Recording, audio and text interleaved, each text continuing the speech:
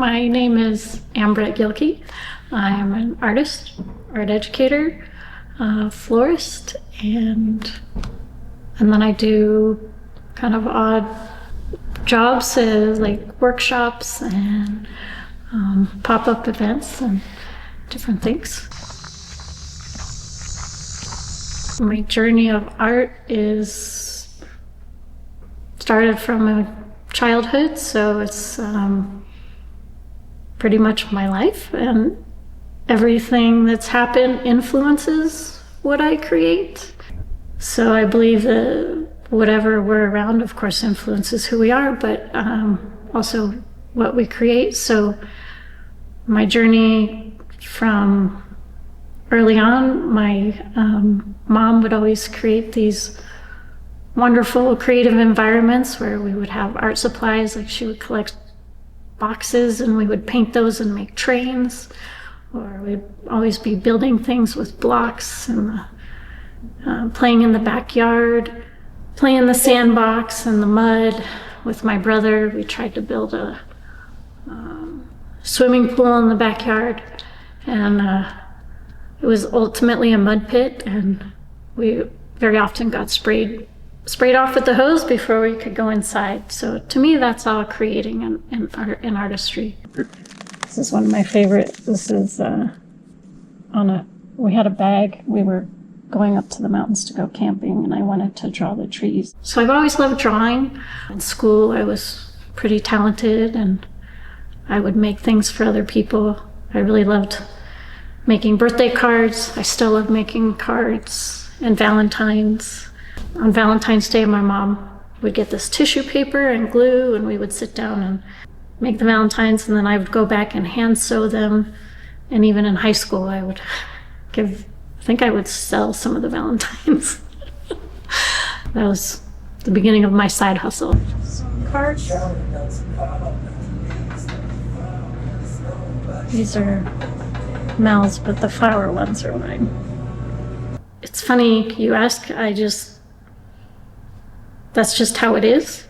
Other people have pointed out, and then I start to see, oh, well, yes, that connection is really my higher power and understanding the world, that I live in the patterns that I see, the fractals, the feeling of them, and trying to make sense and finding connections of how they look like other patterns, and really just showing those.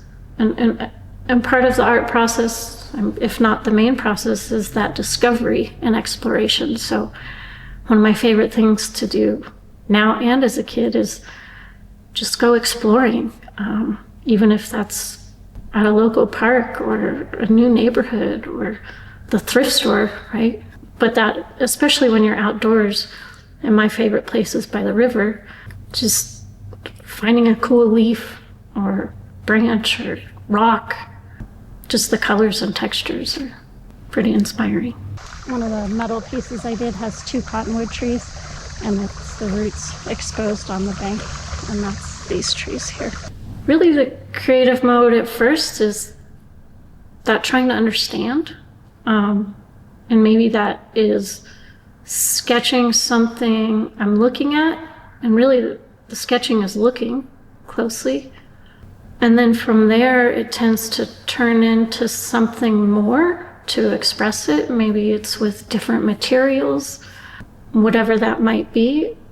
But it's, trying to understand it. But then once I get into that, it's pretty cool, and you lose track of time, and I forget to eat, or hopefully I don't miss an appointment that I'm supposed to be at.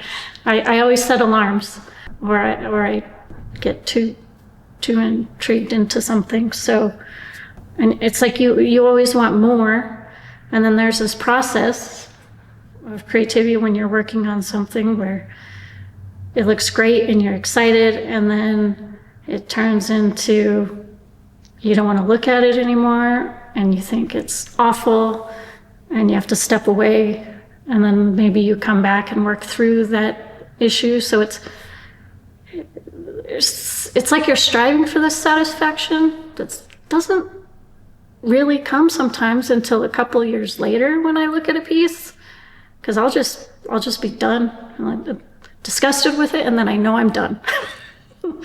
And then maybe I come back a couple years later and I'm like, oh, that was pretty good. I think I did okay.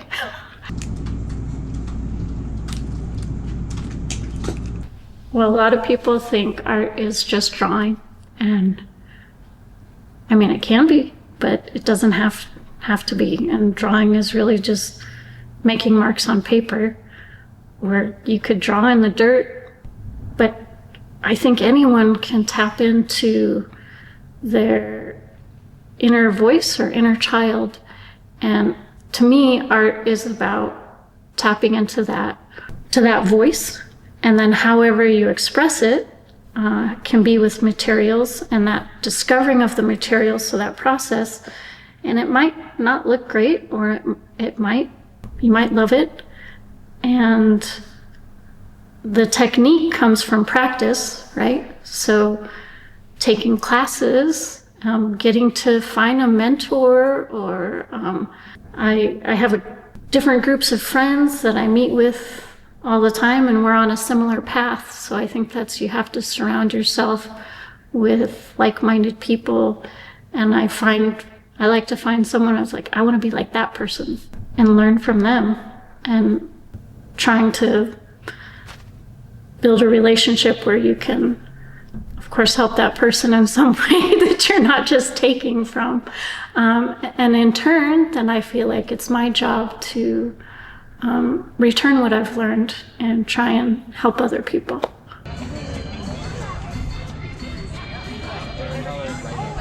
A big part is you're challenging yourself, right? And to be uncomfortable. You have to get uncomfortable. You have to get out of that comfort zone to learn and be okay with that. And so just have fun with whatever you're trying and keep going. I mean,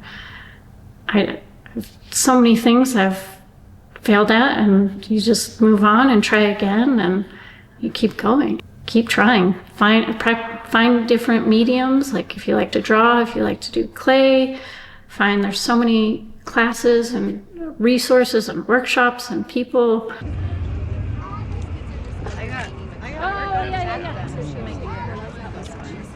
Like this whole area I carved today. Art is a luxury to be able to have the nicer materials and paints and paintbrushes and clay and all of the supplies that you need. I always joke, if I had $10,000, I could spend it like that.